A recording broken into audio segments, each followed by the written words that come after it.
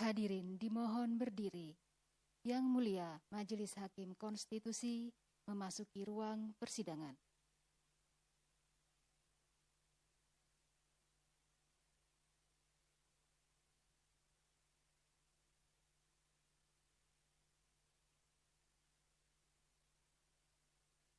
Hadirin disilakan duduk kembali.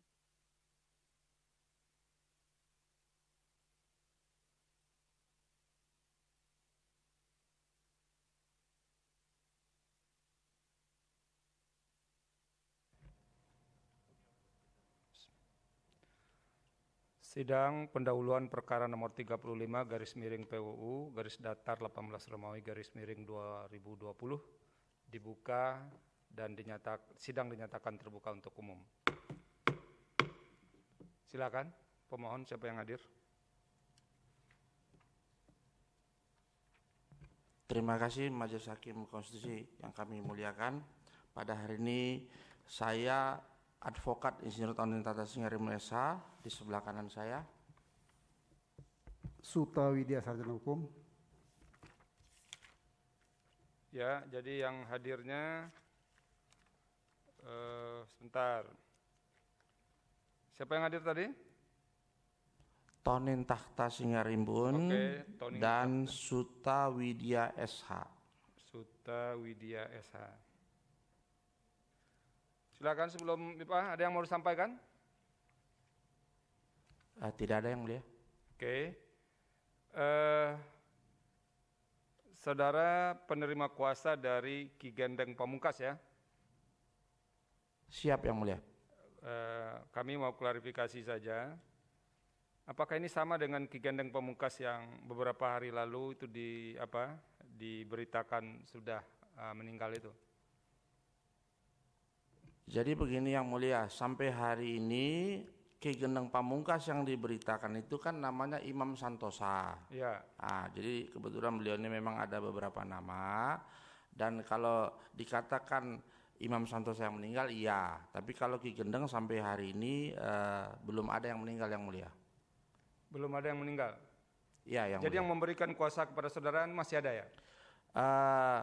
Kalau namanya kan kami sampaikan tadi yang meninggal itu Imam Santosa, sementara Ki Gendeng Pamungkas itu nama dari nama lainnya yang mulia. Oke, sebentar saya lihat dulu surat kuasanya.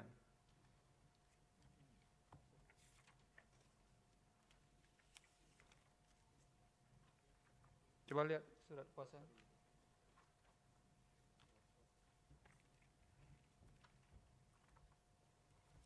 Bukan surat kuasa.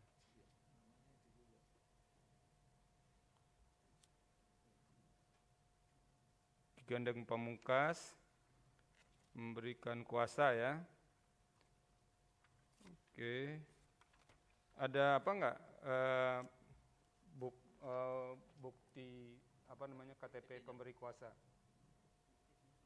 Yang mana? Ini penerima kuasa.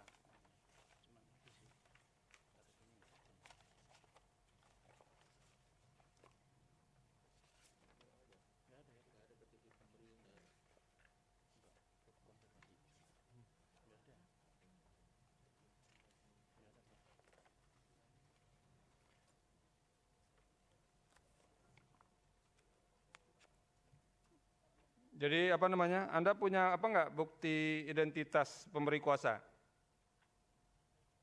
Kami sudah lampirkan di dalam permohonan KTP-nya. Di bukti berapa itu? P1 yang mulia. P1, bentar.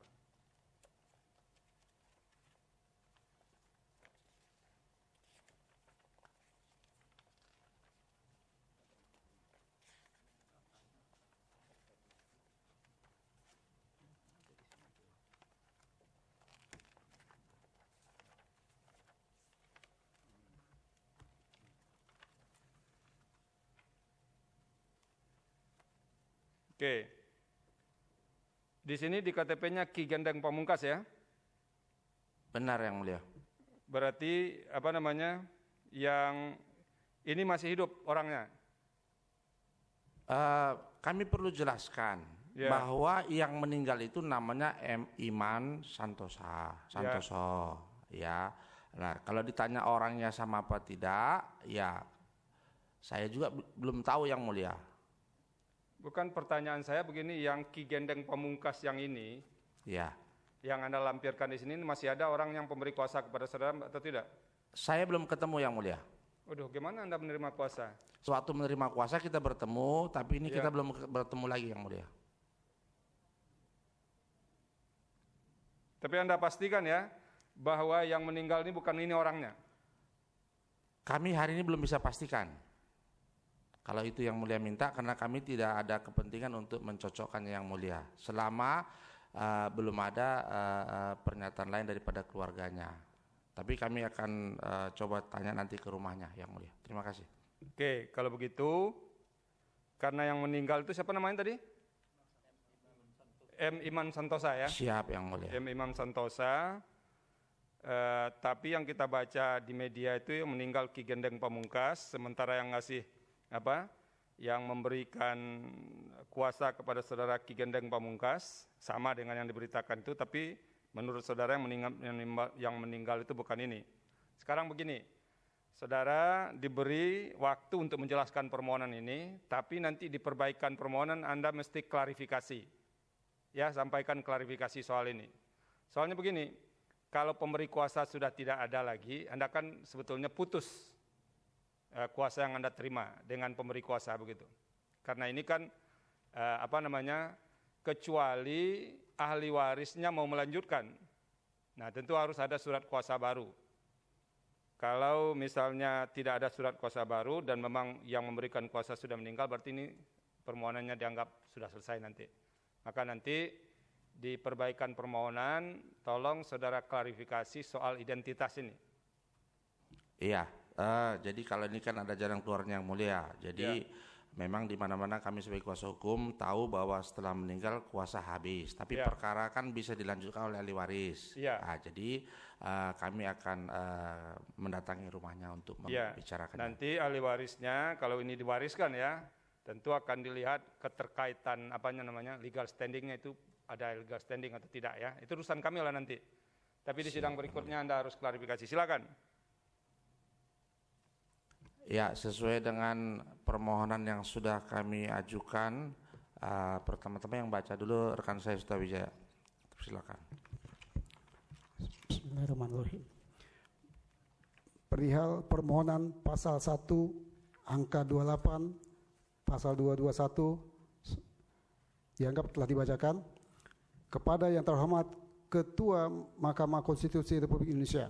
Dengan hormat, sehubungan dengan hak konstitusi yang melekat pada warga negara in casu rakyat Indonesia, maka dirasa perlu meminta kepastian kepada Yang Mulia Majelis Hakim Konstitusi melalui Ketua Mahkamah Konstitusi Republik Indonesia untuk diperiksa, diadili dan dijatuhkan jaminan konstitusi dalam suatu putusan PUU berdasarkan permohonan berikut ini. Nama Ki Gendeng Pamungkas, nomor induk kependudukan 317 103 141 047 0001. Tempat dan tanggal lahir Surabaya 14 Oktober 1947. Agama Islam, pekerjaan wira swasta, jenis kelamin laki-laki, kewarganegaraan Indonesia. Alamat lengkap Jalan Tanah Merdeka nomor 45 Bogor Baru, RT 007 RW 001 Tegalega. Ya, nggak usah yang begitunya dibacakan, lanjut saja. Dianggap setelah dibacakan.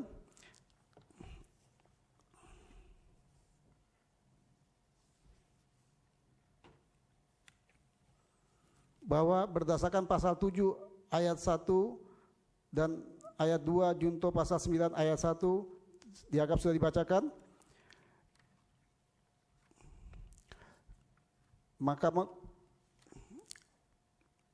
pemohon lanjut ke kewenangan Mahkamah Konstitusi. Kewenangan.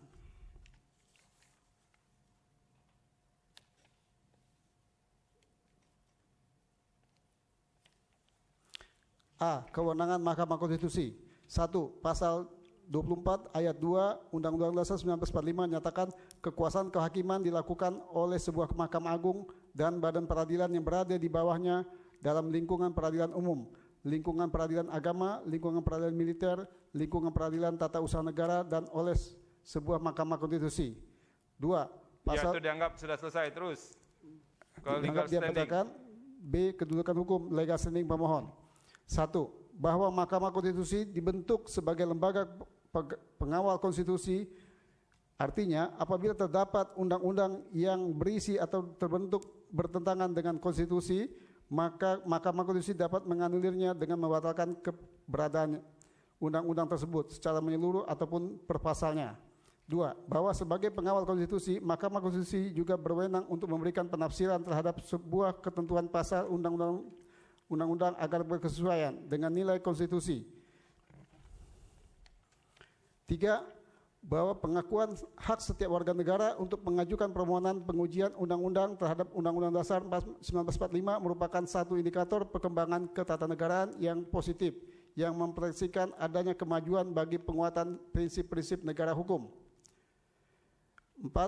Bahwa Mahkamah Konstitusi berfungsi antara lain sebagai guardian dan dari constitutional rights setiap warga negara ataupun Indonesia.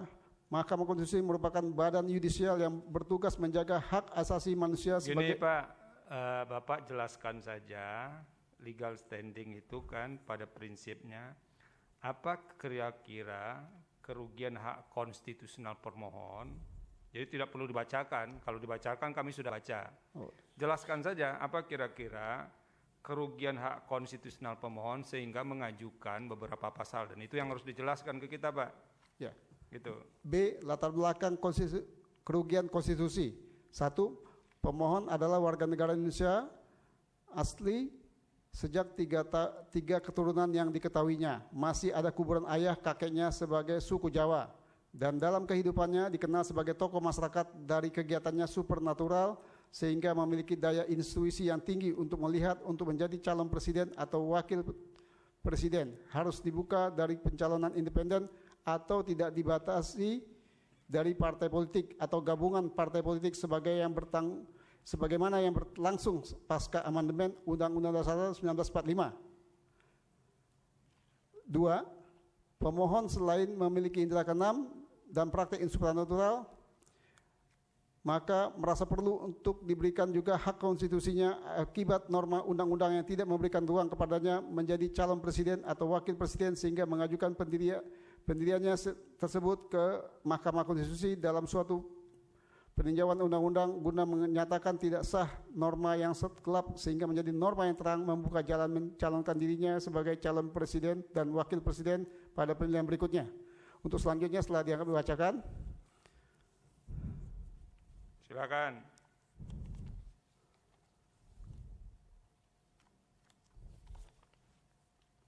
Terus selanjutnya dilanjutkan oleh Saudara Tonin Tutahus Ngarimun SH. Kami lanjutkan ke Argumen. Ke halaman 9. Argumen kerugian konstitusi sebenarnya sebetulnya alasan permohonan. Ya.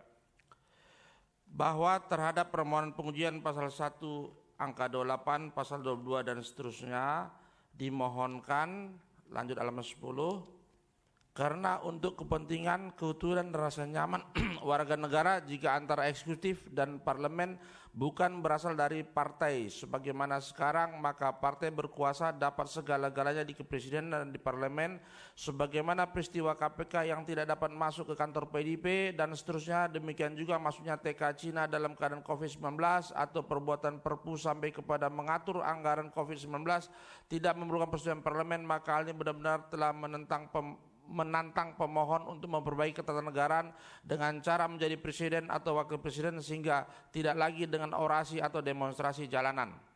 Bahwa berdasarkan fakta bersejarah, kebangkitan Indonesia dimulai tahun 1928, 1945, 1966, 1988 atau 1999, maka masa tersebut adalah 17 tahun, 21 tahun, 30 tahun, 32 tahun, dan dihitung tahun 2020 adalah 21 tahun.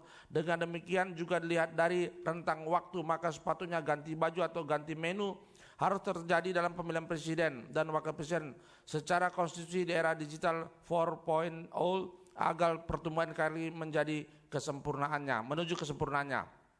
bahwa kekhawatiran pembuat Undang-Undang Nomor 7 Tahun 2017 dalam pengambilan sumpah atau pelantikan untuk Presiden dan Wakil Presiden terpilih dari calon yang tidak diusulkan oleh partai politik atau gabungan partai politik tersurat jelas sebagaimana pasal 28 dan dari Undang-Undang 7 Tahun 2017 yang berbunyi ayat 1, Presiden dan Wakil Presiden terpilih bersumpah menurut agama dan seterusnya. Ayat 2, dalam hal Majelis Permusyawaratan Rakyat tidak dapat bersidang sebagaimana dimaksud pada ayat 1, Presiden dan Wakil Presiden terpilih bersumpah menurut agama atau berjanji dengan sungguh-sungguh di hadapan sidang paripurna Dewan Perwakilan Rakyat. Ayat 3, dalam hal Dewan Perwakilan Rakyat tidak dapat bersidang sebagaimana dimaksud pada ayat 2, Presiden dan Wakil Presiden terpilih bersumpah menurut agamanya untuk berjanji dengan sungguh-sungguh di hadapan pimpinan Majelis Permusyawaratan Rakyat dengan disaksikan oleh pimpinan Mahkamah Agung. Ayat 4, pengucapan sumpah atau janji sebagaimana dimaksud pada ayat 2 dan ayat 3 merupakan pelantikan Presiden dan Wakil Presiden terpilih.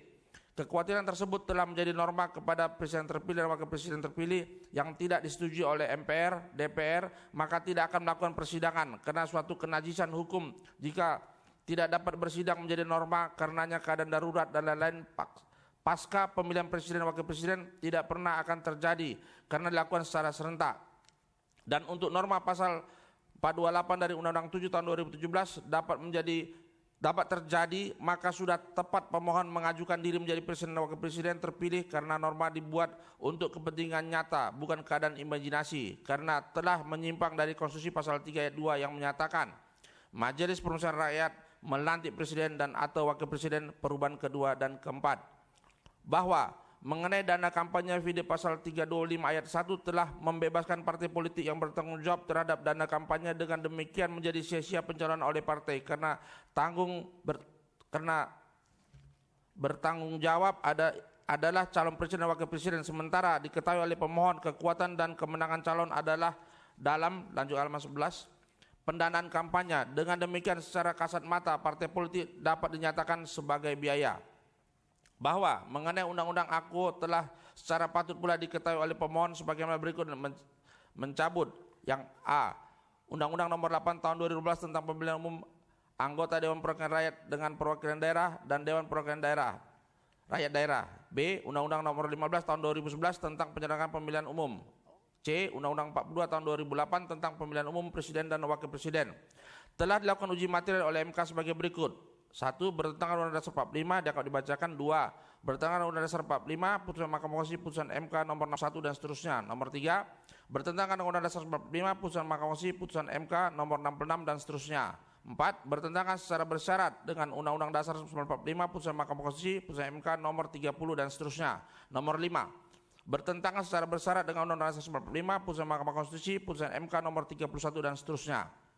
Frasa 3 atau 5 orang dalam pasal 10 ayat 1 huruf C bertentangan dengan Undang-Undang NRI 1945 dianggap dibacakan. Lanjut ke halaman 12.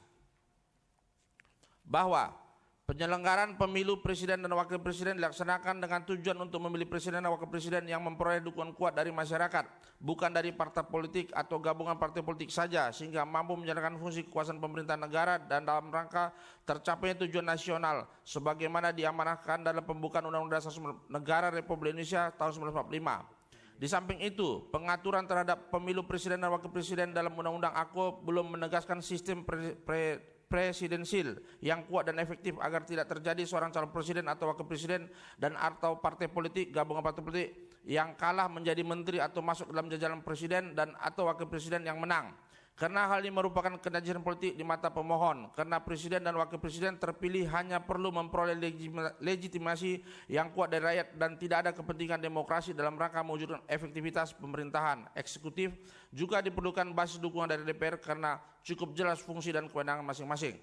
Bahwa dukungan partai politik atau gabungan partai politik menurut pemohon tidak lagi sejalan dengan amanah konstitusi yang menggambarkan kedaulatan rakyat serta terwujudnya pembangunan yang berkesinambungan melalui sistem pemerintahan presidensil yang menjadi lebih efektif dan lebih stabil karena terjadi kerugian konstitusi, kerugian hukum dan kerugian material imaterial secara langsung akibat kolusi lembaga presiden dan lembaga DPR sebagaimana terjadi beberapa kali di Mahkamah Konstitusi melalui PU oleh elemen masyarakat. Saudara kuasa hukum, kalau yang saudara bacakan itu kami sudah baca juga, jadi poin-poinnya saja yang dijelaskan. Silakan. Jadi kalau dibacakan itu kan sama dengan membaca huruf per huruf, agak repot kita. Jelaskan saja. Karena ini kan masih ada sesi ini pemberian nasihat.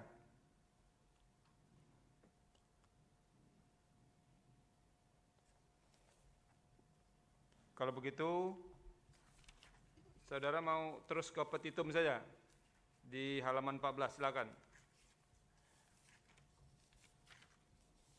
Bagi kami kalau tidak dibacakan, memang ada yang tidak kami bacakan yang mulia. Yang ini adalah poin-poin yang memang harus kami bacakan. Oke, silakan. Ya, jadi memang harus disampaikan karena kalau yang mulia sudah baca, ya memang di persidangan memang harus kami bacakan menurut kami yang mulia. Ya, jadi silakan Anda bacakan, jangan dikomentari pula. Silakan. Tadi sampai mana tadinya?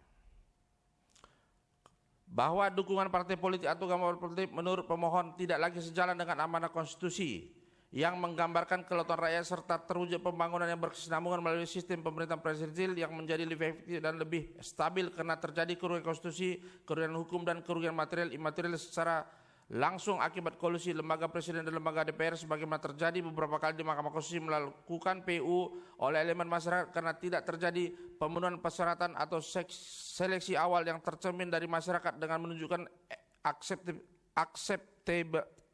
akseptabilitas tingkat kepercayaan terhadap calon presiden dan wakil presiden sehingga norma telah melanggar hak konstitusi pemohon.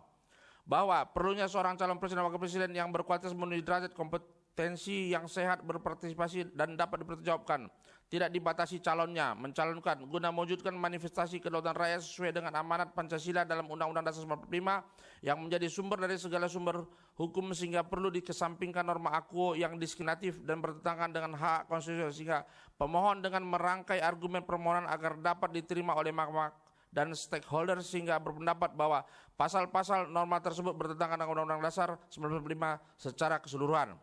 Bahwa Undang-Undang tahun 1945 tidak mengatur secara rinci mengenai hal-hal yang berkaitan dengan tata cara pemilihan umum presiden dan wakil presiden. Oleh karena itu pengaturan lebih lanjut diamanatkan diatur dalam sebuah undang-undang untuk menjamin pelaksanaan pemilu presiden dan wakil presiden yang berkualitas memenuhi derajat kompetisi yang sehat, partisipatif dan dapat bertanggungjawabkan sesuai dengan perkembangan demokrasi dan dinamika masyarakat dalam kehidupan bangsa dan bernegara.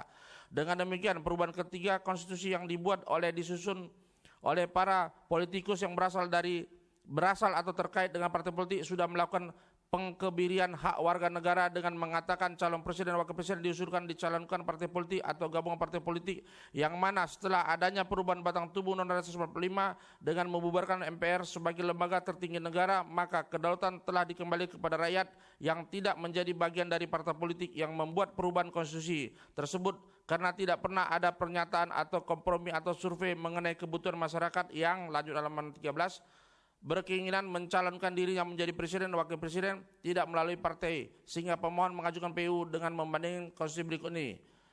Nomor 1 dianggap dibacakan, nomor 2 dianggap dibacakan, nomor 3 dianggap dibacakan, nomor 4 dianggap dibacakan, nomor 5 dianggap dibacakan, nomor 6 dianggap dibacakan, nomor 7 dianggap dibacakan, nomor 8 dianggap dibacakan, nomor 9 dianggap dibacakan, halaman 14, nomor 10 dianggap dibacakan.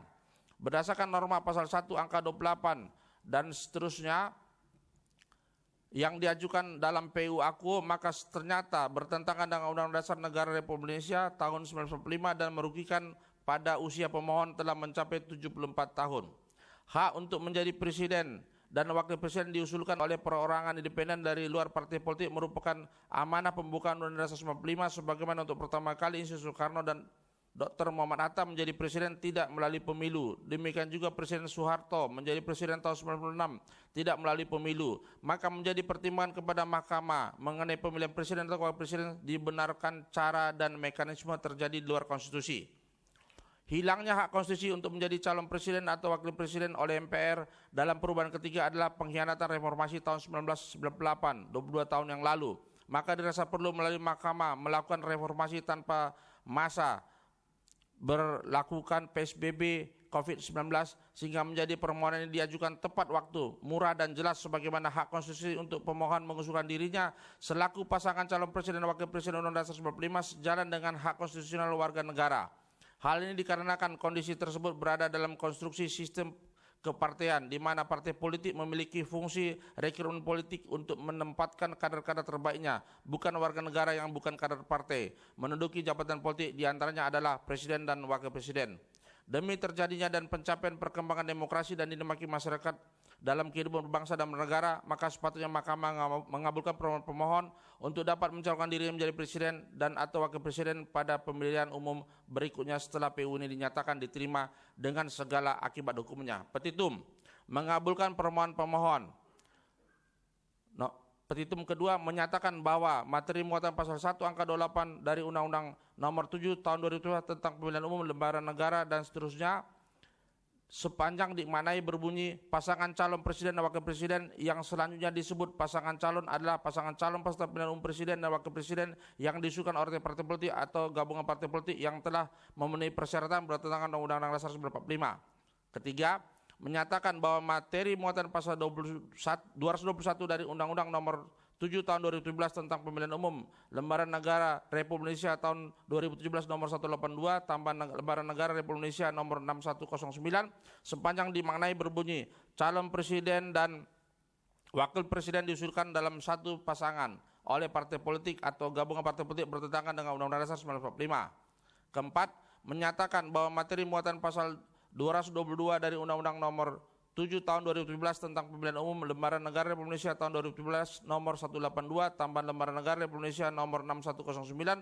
sepanjang dimaknai pasangan calon diusulkan oleh partai politik atau gabungan partai politik bertentangan partai peserta pemilu yang memenuhi persyaratan perolehan kursi paling sedikit 20% dari jumlah kursi DPR atau memperoleh 25% dari suara sah secara nasional pada pemilu anggota DPR bertentangan dengan Undang-Undang Dasar 1945. Kelima, menyatakan bahwa materi muatan pasal 225 ayat 1 dari Undang-Undang Nomor 7 Tahun 2017 tentang Pemilihan Umum Lembaga Negara Republik Indonesia tahun 2017 nomor 182 tambahan Lembaga Negara Republik Indonesia nomor 6109 sepanjang dimaknai partai politik atau gabungan politik dapat mengumumkan bakal calon presiden atau bakal calon wakil presiden sebelum penetapan calon anggota DPR, DPD, dan DPRD bertentangan dengan Undang-Undang Dasar 1945. Keenam, menyatakan bahwa materi muatan pasal 26 ayat 1 dari Undang-Undang Nomor 7 Tahun 2017 tentang Pemilihan Umum Lembaga Negara Republik Indonesia tahun 2017 nomor 182 tambahan Lembaga Negara Republik Indonesia nomor 6109 sepanjang dimaknai bakal pasangan calon didaftarkan oleh partai politik atau gabungan partai politik yang telah ditetapkan oleh KPU sebagai peserta pemilu bertentangan dengan Undang-Undang Dasar 1945. Ketujuh, menyatakan bahwa materi muatan pasal 230 ayat 2 dari Undang-Undang Nomor 7 Tahun 2017 tentang Pemilihan Umum Lembaga Negara Republik Indonesia tahun 2017 nomor 182 tambahan Lembaga Negara Republik Indonesia nomor 6109 sepanjang dimaknai KPU memberitahukan secara tertulis hasil verifikasi terhadap kelengkapan dan kebenaran dokumen persyaratan administrasi sebagaimana dimaksud pada ayat 1 kepada pimpinan partai politik atau pimpinan partai politik yang bergabung dan pasangan calon pada hari kelima sejak diterima surat pencalonan bertentangan dengan Undang-Undang Dasar 1945. Kedelapan, menyatakan bahwa materi muatan pasal 231 ayat 1 dari Undang-Undang Nomor... Pemohon, bisa anda sebutkan pasalnya saja, tidak perlu disebutkan bunyinya. Siap. Jadi sebutkan pasalnya, itu bertentangan dengan Undang-Undang Dasar 45. Sudah cukup itu saja. Ya. Ya. Kesembilan, menyatakan bahwa materi pasal 231 bertentangan dengan Undang-Undang Dasar 1945. Ke-10 menyatakan bahwa materi muatan pasal 231 ayat 3 bertentangan dengan halaman 16 Undang-Undang Dasar 1945. Ke-11 menyatakan bahwa materi muatan pasal 234 bertentangan dengan Undang-Undang Dasar 1945. Ke-12 menyatakan bahwa materi muatan pasal 237 ayat 1 bertentangan dengan Undang-Undang Dasar 1945. Ke-13 menyatakan bahwa materi muatan pasal 237 ayat 3 bertentangan dengan Undang-Undang Dasar 1945. Ke-14 menyatakan materi muatan pasal 238 ayat 1 bertentangan dengan Undang-Undang Dasar 1945. Ke-15 menyatakan bahwa materi muatan pasal 238 ayat 2 bertentangan dengan Undang-Undang Dasar 1945. Ke-16 menyatakan bahwa materi muatan ayat 1 pasal 269 halaman 17 bertentangan dengan Undang-Undang Dasar 1945. Ke-17 menyatakan bahwa materi muatan ayat 3 pasal 269 bertentangan dengan Undang-Undang Dasar 1945. Ke-18 menyatakan bahwa materi muatan pasal 427 ayat 4 bertentangan dengan Undang-Undang Dasar 1945. Ke-19 menyatakan bahwa materi muatan pasal 1 angka 28 tidak mempunyai kekuatan hukum mengikat. Ke-20 menyatakan bahwa materi pasal 221 tidak mempunyai kekuatan hukum mengikat. Ke-21 menyatakan bahwa materi muatan pasal 22 tidak mempunyai kekuatan hukum mengikat. Nomor ke-22 menyatakan bahwa materi muatan pasal 25 ayat 1 tidak mempunyai kekuatan hukum mengikat. Ke-23 menyatakan bahwa materi muatan pasal 226 ayat 1, lanjut halaman 18, tidak mempunyai kekuatan hukum mengikat. Ke-24 menyatakan bahwa materi muatan pasal 230 ayat 2 tidak mempunyai kekuatan hukum mengikat. Ke-25 menyatakan bahwa materi muatan pasal 231 ayat 1 tidak mempunyai kekuatan hukum mengikat.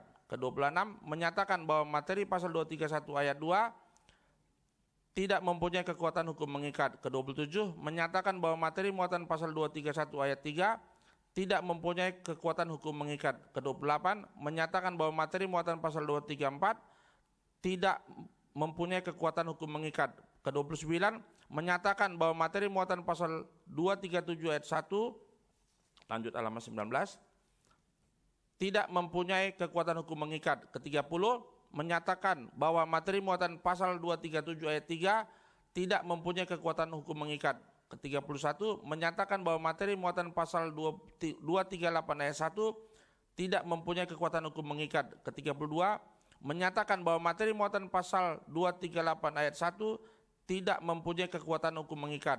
Ke-33 menyatakan bahwa materi muatan ayat 1 pasal 269 tidak mempunyai kekuatan hukum mengikat.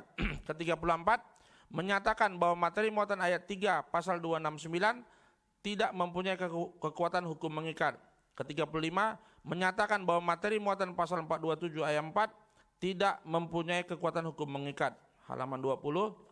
Demikian permohonan pengujian undang-undang PU diajukan untuk mendapatkan keputusan dari Yang Mulia Majelis Hakim Konstitusi. Hormat kami, kuasa hukum pemohon Ki Gendeng Pamungkas, para advokat Anditas Law Firm, ditandatangani Insinyur Tony Tata Singarimbun, Haji Elvan Games, Henry Badrisian Esa, Ananta Rangkugo Esa, Julianta Sepiring Esa, Nixon Aaron Sian Esa, dan Suta Widya Esa. Demikian Yang Mulia.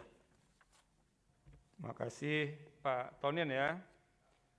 Sebelumnya sudah pernah jadi pemohon nggak di Mahkamah Konstitusi? Sudah beberapa kali Yang Mulia. Oke. Jadi ini dihitung ada sekitar 17 norma ya yang diuji dalam permohonan ini. Kalau dilihat norma dan dirujuk juga petitum banyak sekali. Nah sekarang kewajiban kami adalah memberikan nasihat kepada saudara sesuai dengan ketentuan hukum acara. Nanti kalau saudara merasa berkenan dengan nasihat itu, silakan diperbaiki. Tapi kalau tidak juga tidak masalah, tidak diperbaiki. Pertama, Yang Mulia Pak Daniel Yuswik, silakan. Baik, terima kasih Yang Mulia Ketua Panel Prof. Saldi.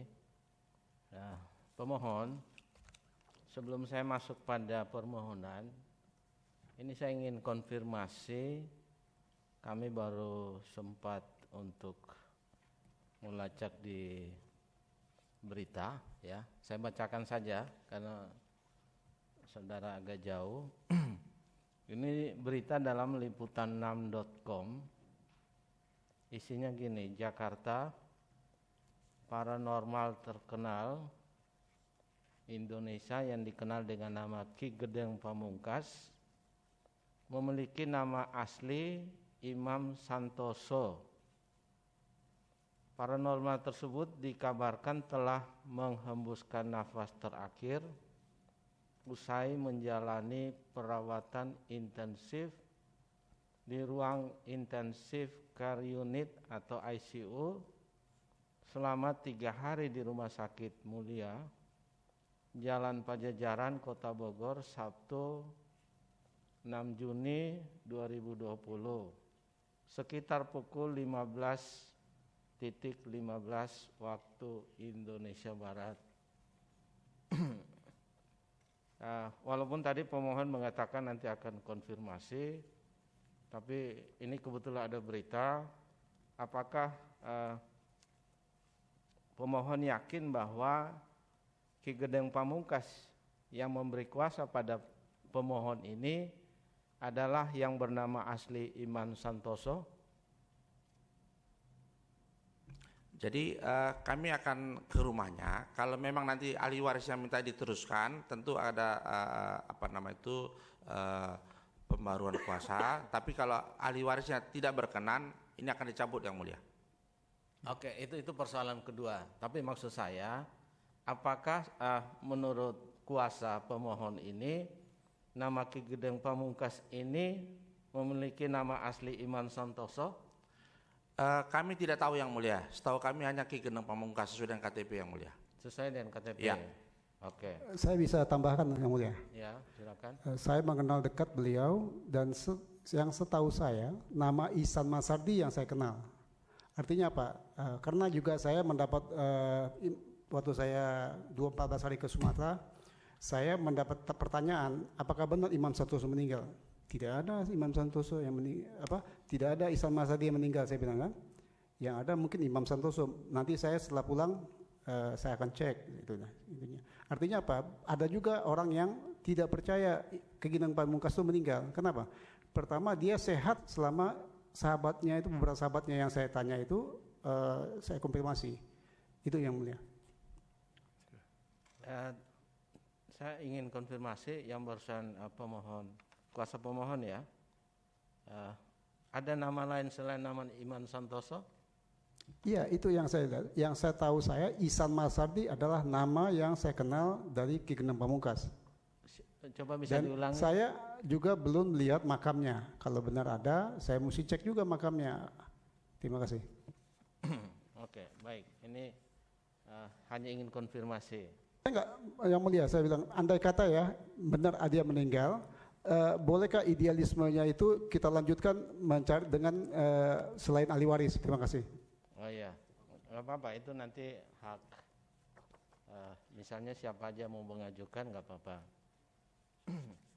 Nah, dari permohonan ini saya kira ada beberapa catatan nanti mungkin akan dilengkapi oleh Yang Mulia. Yang pertama mengenai kedudukan hukum atau legal standing, catatan saya bahwa ini pemohon belum memberikan penjelasan utuh perihal hak konstitusional apa yang dirugikan dengan berlakunya norma dari Undang-Undang Nomor 7 Tahun 2017 yang dimohonkan pengujiannya. Nah, dalam kaitan dengan ini, potensi kerugian hak konstitusional pemohon dalam catatan kami ini masih terlalu dini untuk dipersoalkan, sebab pemilihan presiden dan wakil presiden itu baru akan digelar itu 2024 ya. Kalau misalnya pada waktu 2019 kemarin ya, mungkin kalau pemohonnya ikut sebagai salah satu calon kemudian ditolak karena tidak memenuhi itu, ada jelas kerugiannya ya. Kemudian dalam legal standing ini juga permohonan ini masih menurut kami itu tidak fokus ya. Belum fokus untuk menjelaskan hubungan sebab akibat atau causal verban antara norma yang diuji dengan pasal-pasal Undang-Undang Dasar 1945. Ini semakin banyak pasal yang dijadikan batu uji, itu uraiannya itu akan semakin panjang ya. Jadi ini terserah hak pemohon apakah melalui kuasanya, apakah mau dipersempit hanya misalnya 1-2 pasal kemudian yang akan diuji atau mau tetap semua yang ada ini. Itu nanti kami kembalikan kepada kuasa pemohon. Nah, kemudian berkaitan dengan alasan permohonan, tadi juga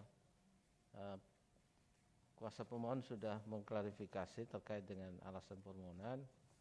ini juga masih kurang fokus ya, karena hal-hal yang diminta untuk diputuskan oleh mahkamah itu apa misalnya ya, tadi dinyatakan bertentangan dengan dasar dan seterusnya.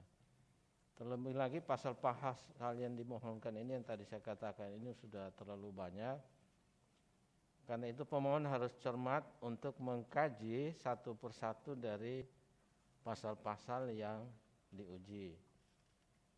Nah, kemudian soal isu pencalonan presiden dan wakil presiden dari jalur perseorangan ini sudah pernah diputuskan oleh mahkamah. Ini antara lain dalam putusan Mahkamah Konstitusi nomor 56 garing PUU Swab Datar 6 Romawi tahun 2008 pada tanggal 17 Februari 2009. Jadi kalau pemohon ingin agar norma-norma yang berkaitan dengan pencalonan ini dinyatakan inkonstitusional, maka perlu ada argumentasi yang lebih kuat kepada mahkamah agar mahkamah bisa merubah pendiriannya ya. Jadi apa yang bisa meyakinkan mahkamah untuk hal ini. Kemudian yang berkaitan dengan petitum ya.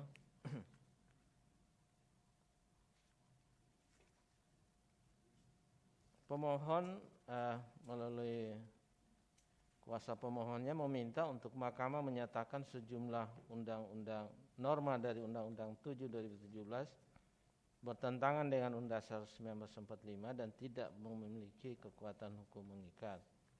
Nah, ini juga perlu dipertimbangkan kalau ini nanti mahkamah batalkan akan terjadi kekosongan hukum ya, ada kevakuman hukum. Nah, ini perlu dipertimbangkan untuk petitum yang diajukan ini. Nah, kemudian ada hal-hal teknis penulisan. Jadi gini, kalau permohonan di MK itu biasanya nanti itu masuk dalam satu rangkaian putusan, supaya nanti tulisan-tulisan yang ada kesalahan atau seperti typo ini itu supaya nanti dicermati, supaya nanti pada waktu perbaikannya itu sudah akan lebih baik. Kemudian misalnya dalam hal penulisan, misalnya pasal, saya ambil contoh, pasal dan ayat ya. Di dalam permohonan ini ada kadang-kadang ditulis ayatnya dulu baru pasalnya ya. Yang kedua ada penulisan ayat, ada yang lengkap tulis ayat tapi ada yang AY saja. Itu ada banyak sekali. Nah, biasanya dalam teknik penulisan itu kalau pasal selalu P besar dan ayat dalam kurung itu, ayat itu harus selalu dalam kurung. Misalnya ayat 3 dalam kurung 3 ya. Supaya ada keseragaman, karena di sini ini belum ada keseragaman dalam penulisan atau pengetikannya. Kemudian yang terakhir terkait dengan kuasa pemohon, di depan sudah dijelaskan bahwa kuasa pemohon ini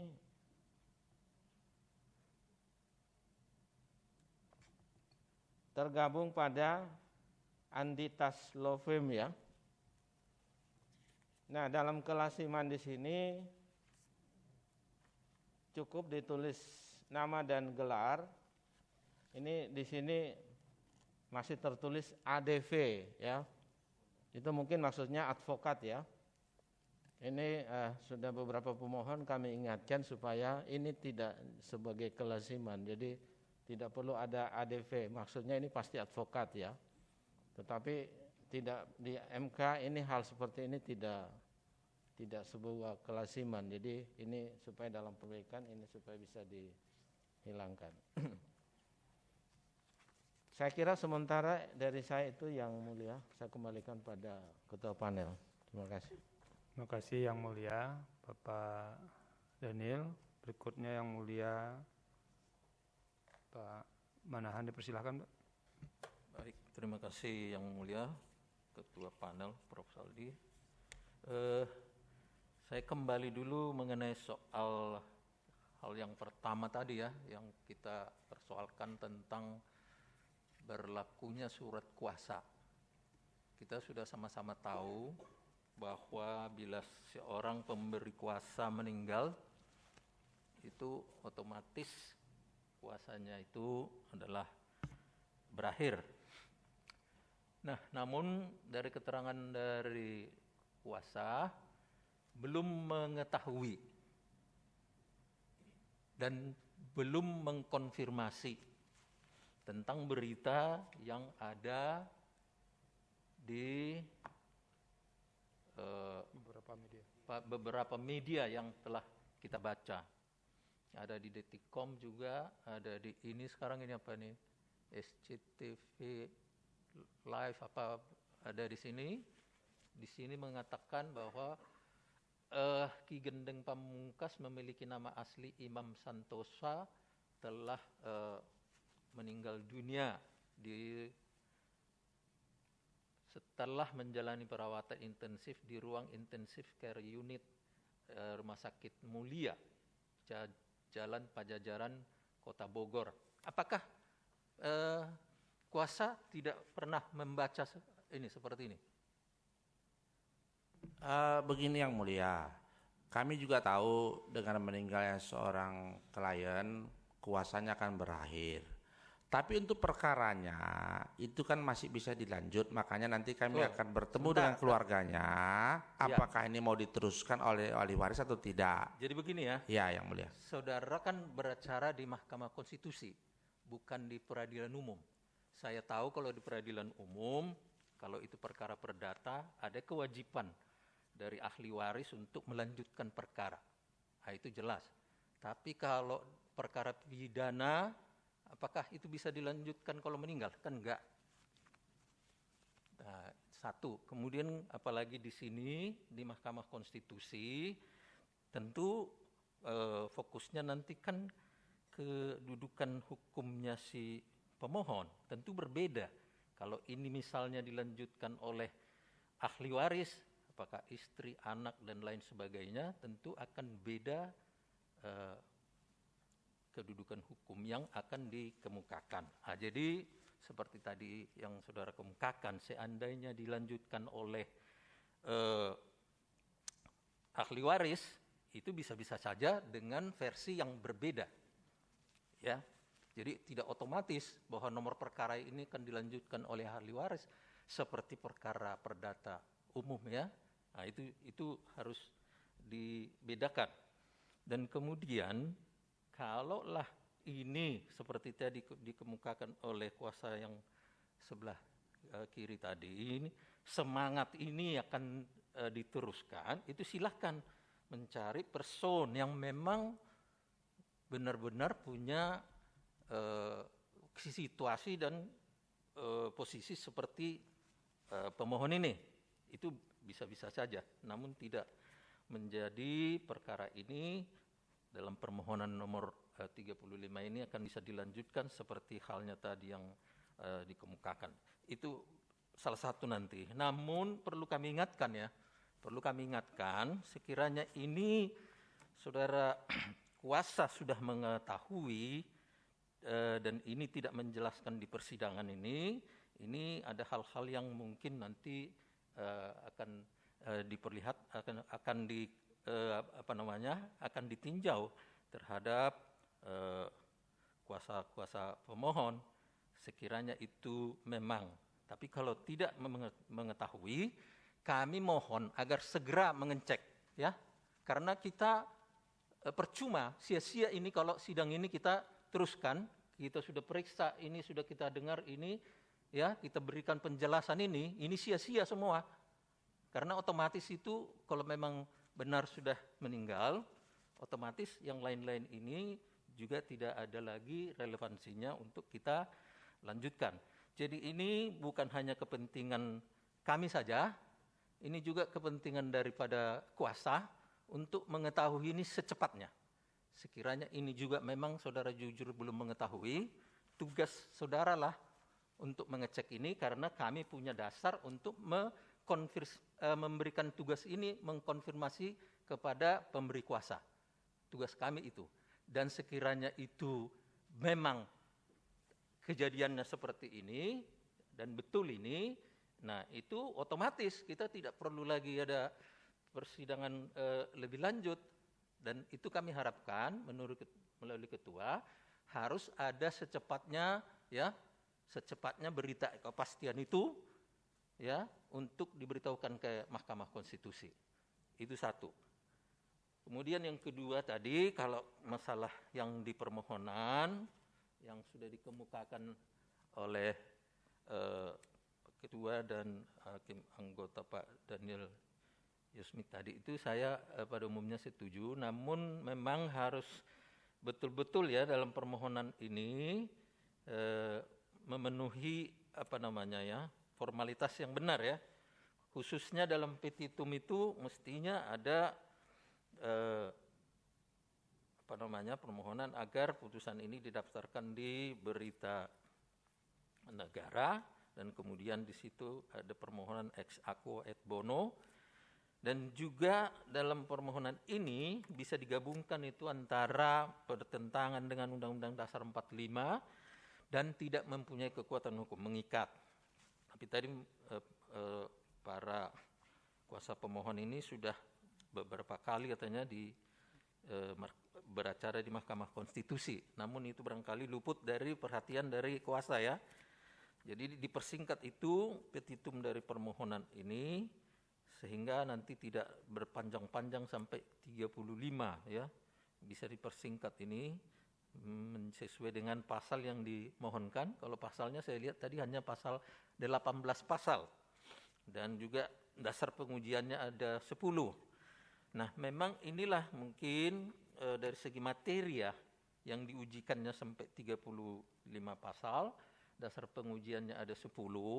Ini memang memerlukan suatu elaborasi yang khusus pasal per pasal dan dasar pengujian mana sehingga kita bisa melihat apakah ada kerugian konstitusional dari pemohon dalam setiap norma-norma yang diuji itu dengan berlakunya norma itu. Sehingga memang kalau mau menguji sampai 19 pasal memang ini uraiannya tidak lagi hanya cukup sampai hanya 5 berapa pasal ini penguraian berapa halaman ini, hanya cuman 20 halaman barangkali ini. Jadi ini tidak cukup sebenarnya untuk menguraikan itu. Jadi maksud saya di situ pasal-pasal yang diuji itu harus benar-benar punya alasan bahwa itu tidak bertentangan dengan Undang-Undang Dasar 45 dan tidak mempunyai kekuatan hukum mengikat. Saya ulangi tadi apa yang disebutkan oleh Yang Mulia Pak Hakim Anggota. Coba dibayangkan kalau seluruh pasal itu, yang 18 pasal itu tidak mempunyai kekuatan hukum mengikat. Apa tidak kacau nanti bagaimana pemilu kita ini dilakukan? Bagaimana pemilihan presiden wakil presiden dilakukan kalau norma-norma itu batal. Nah, coba itu juga harus dibayangkan. Jangan hanya mengatakan bertentangan ya, tidak mempunyai kekuatan hukum mengikat. Tapi way out-nya apa? Nah, makanya dalam permohonan itu lebih banyak sekarang ini memberikan jalan alternatif itu ditafsirkan dengan konstitusional bersyarat itu. Jadi kalau kontan-kontan seperti ini itu dinyatakan tidak mempunyai kekuatan hukum mengikat karena bertentangan, nah itu nanti bagaimana? Nah itu juga harus dipikirkan oleh bapak-bapak sebagai kuasa pemohon untuk menyentuh ataupun mempersoalkan pasal-pasal yang ada dalam undang-undang kepemiluan kita ini. Barangkali itu aja dari saya, Yang Mulia. Terima kasih. Terima kasih Yang Mulia Pak Manahan. Saudara pemohon, terlepas dari tadi klarifikasi saudara kami tunggu. Jadi nanti kalau kalau ternyata Ki Gendeng Pamungkas yang di sini sama dengan yang diberitakan itu, ini kasus ini selesai dan itu harus kami diberitahu. Kalau Anda ingin melanjutkan dengan permohonan dengan substansi yang sama, bisa diteruskan tapi tentu dengan prinsipal yang baru. Kenapa? Kami tidak bisa menilai keabsahan konstitusional prinsipal kalau dia sudah tidak ada. Nah, nanti orang yang ada itulah yang akan kami nilai apakah dia memiliki alasan hukum untuk mengajukan permohonan. Nah itu, makanya kami tanya tadi. Jadi ini tidak akan dihilangkan semangatnya. Tetapi kalau yang prinsipalnya itu sudah tidak ada, mungkin pemohon menarik ini lalu berkomunikasi siapa lagi yang bisa membawa semangat ini. Nah nanti muncul dengan permohonan baru. Jadi nanti beban saudara untuk memperbaikinya tidak di permohonan ini, tapi nanti di permohonan baru yang muncul. Makanya tadi kami pastikan, tapi karena saudara menjelaskan belum ada kepastian soal ini, nanti kan beban saudara masih ada memperbaiki karena ada perbaikan permohonan setelah ini. Nah, itu kan terpulang kepada saudara soal-soal yang begini. Misalnya apakah ahli warisnya mau mengajukan permohonan meneruskan ini, silahkan, tapi yang ini harus ditarik dulu karena tidak bisa diteruskan dengan prinsipal yang sama, muncul dengan prinsipal yang baru, gitu. Nah itu pentingnya klarifikasi kami tadi. Bukan soal menolak substansinya, itu jadi cerita lain karena itu masih panjang. Tapi ini soal siapa yang paling absah untuk kami nilai apakah orang ini punya alasan konstitusional untuk mengajukan pasal-pasal ini. Nah itu pentingnya tadi itu. Itu satu. Yang kedua, kepada pemohon, karena ini yang diuji itu 17 atau 18 norma ya. Dan ini artinya bukan MK tidak mau menguji banyak, kami pernah juga, bahkan jauh lebih banyak dari ini pernah. Tapi apa yang jadi masalah, concern kami adalah, kalau Anda punya 18 norma yang dinilai, artinya itu ada 18 bangunan argumentasi. Jadi fundamentum petendi-nya, alasan mengajukan permohonannya. Mengapa misalnya, saya ambil salah satu, mengapa pasal 221 itu bertentangan dengan pasal 1 ayat 3 Undang-Undang Dasar 1145. Mengapa dia bertentangan dengan pasal 4 ayat 1? Itu harus dijelaskan semua. Jadi dasar pengujian itu tidak tempelan begitu saja. Tapi harus dasar argumentasinya disebutkan. Apalagi saudara tidak menjelaskan. Pasal 1 ayat 3 itu apakah untuk semua norma yang dimohonkan atau norma tertentu saja? Itu tidak tercantum dalam permohonan ini. Jadi sementara kami beranggapan pasal 221 itu misalnya, itu adalah dasar konstitusional pengujiannya semua pasal yang disebutkan di halaman 4 itu. Artinya apa? Untuk satu norma yang saudara ajukan pengujian, itu harus ada bangunan minimal 10 dasar argumentasi untuk membuktikan bahwa pasal 221 itu bertentangan dengan pasal 1 ayat 3, bertentangan dengan pasal 1 ayat 4, pasal 6 ayat 1. Harus begitu. Nah makanya semakin banyak orang memilih norma untuk dinilai konstitusionalitasnya, dia memiliki kewajiban untuk menjelaskan lebih detail masing-masing norma itu terhadap pasal konstitusi yang diujikan. Nah itu jadi kalau yang mulia Pak Manan mengatakan atau Pak Daniel tadi, apa iya sebanyak itu kami tidak bisa melarangnya. Tapi yang kami pentingkan adalah argumentasi konstitusional, mengapa pasal ini dinyatakan bertentangan dengan pasal 1 ayat 3, dengan pasal 4 ayat 1, pasal 6A dan segala macamnya. Itu harus dijelaskan di sini. Jadi kalau logika itu mestinya permohonan ini bisa lebih dari 100 halaman mestinya. Nah, tapi kami juga nggak suka banyak-banyak, terlalu banyak juga untuk membaca. Itu hal yang satu yang mau diberikan catatan. Itu yang pertama. Tapi di luar itu yang paling penting adalah bagaimana pemohon atau kuasa pemohon menjelaskan kira-kira pasal-pasal mana dalam konstitusi yang dengan berlakunya 18 norma ini hak konstitusional prinsipal saudara itu terlanggar. Nah ini belum ada kami temukan. Jadi yang saudara munculkan di sini baru alasan untuk menyatakan 18 norma itu inkonstitusional, jadi norma itu diuji dengan konstitusi, tapi belum ada pasal-pasal konstitusi yang menjelaskan hak konstitusional prinsipal saudara. Nah kalau begitu kan tahu konsekuensinya. Kalau permohonan tidak mampu menjelaskan bahwa dia memiliki legal standing untuk mengajukan permohonan, itu kan tahu konsekuensinya. Akan dikatakan bahwa pemohon tidak memiliki legal standing. Kalau sudah berhenti di legal standing, tidak masuk pada pokok perkara, jadi pokok perkara ini tidak akan dinilai. Jadi dua hal, soal legal standing itu untuk pintu masuk ke pokok perkara. Jadi makanya pemohon atau kuasanya yang pertama itu menjelaskan apa argumentasi konstitusional bahwa ada kerugian hak konstitusional pemohon. Nah itu yang belum tersistematisasi di dalam permohonan ini. Baru kemudian hakim akan masuk ke alasan-alasan mengajukan permohonan. Jadi dinilai satu-satu. Pasal ini dikatakan bertentangan dengan pasal ini dalam Undang-Undang Dasar. Apa argumentasinya? Pekerjaan kami menilai argumentasi hukum itu. Nah, oleh karena itu, sembari memastikan soal status dari prinsipal saudara, nah itu yang harus dipikirkan untuk diperbaiki. Nah, kalau misalnya ternyata memang prinsipal saudara ini benar seperti yang diberitakan, mungkin ini ditarik, lalu kemudian majukan permohonan baru dengan prinsipal yang baru. Jadi kita tidak berdebat lagi soal siapa prinsipal.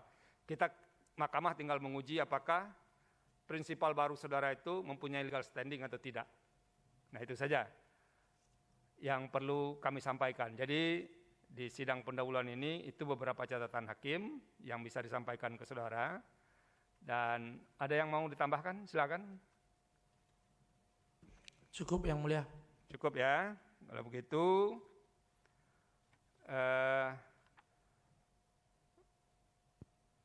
sesuai dengan ketentuan hukum acara, karena saudara sudah mengajukan permohonan dan kami sudah memberikan nasihat pada sidang hari ini dan saudara diberi kesempatan untuk memperbaiki permohonan ini dan menyampaikannya ke mahkamah paling lambat Senin 29 Juni 2020 pukul 13.00 WIB. Jadi itu batas terakhir penyerahan permohonan Senin 29 Juni 2020 pukul 13.00 WIB. Kalau saudara bisa menyerahkan perbaikan lebih cepat itu lebih baik. Tapi kalau tidak, maka misalnya sampai 29 Juni pukul 13.00 itu tidak masuk perbaikan, maka kami menganggap mahkamah ini adalah permohonan yang akan kami bawa ke rapat permusyawaratan hakim. Jadi kita anggap permohonan final saudara yang tidak diperbaiki. Jadi ini sudah dianggap selesai, nanti kita akan menilainya. Jadi dicatat ya baik-baik bahwa penyerahan perbaikan permohonan Senin 29 Juni 2020 pukul 13.00 WIB. Disertai dengan apa tadi? Perintah majelis untuk memastikan apakah Ki Gendeng Pamungkas yang menjadi prinsipal saudara ini sama dengan Ki Gendeng Pamungkas yang diberitakan oleh media-media itu. Kami dari mahkamah pun akan berupaya menelusuri kebenaran ini tentang status ini. Jadi Anda punya kewajiban karena ini prinsipal saudara, kita juga akan berupaya untuk menelusuri kebenaran siapa sih sebetulnya Ki Gendeng Pamungkas di permohonan ini dengan Ki Gendeng Pamungkas yang diberitakan itu. Jadi kalau Anda cepat dapat memberikan klarifikasi ke mahkamah, itu bagi kami juga baik. Ya. Kalau tidak ada catatan, sidang pendahuluan perkara nomor 35 /PUU _18 Romawi _2020 dinyatakan selesai, sidang ditutup. Hadirin dimohon berdiri. Yang Mulia Majelis Hakim Konstitusi meninggalkan ruang persidangan.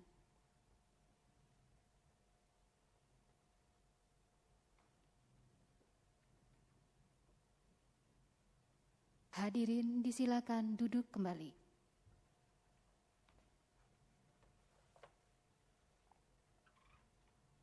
Hadirin yang kami hormati, demikianlah persidangan hari Selasa 16 Juni 2020 telah selesai. Terima kasih, selamat siang.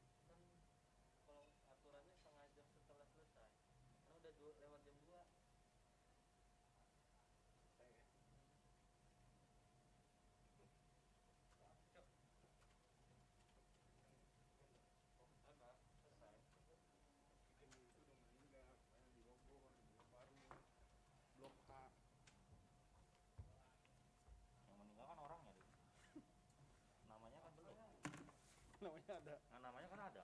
Namanya ada ya? Ada orangnya yang meninggal. Coba. Kalau Imam Sabasa masih ada itu. Imam Suyuti juga ada. Dia tambah gede berapa senti? Maksudnya sensitif ya. Langsing dia kalau dilihat dari sedotan tapi Nggak terima digituin langsung nggak terima. Nanti beritanya lagi langsing ini. badannya keras lagi. Roti unyil terus. Kemarin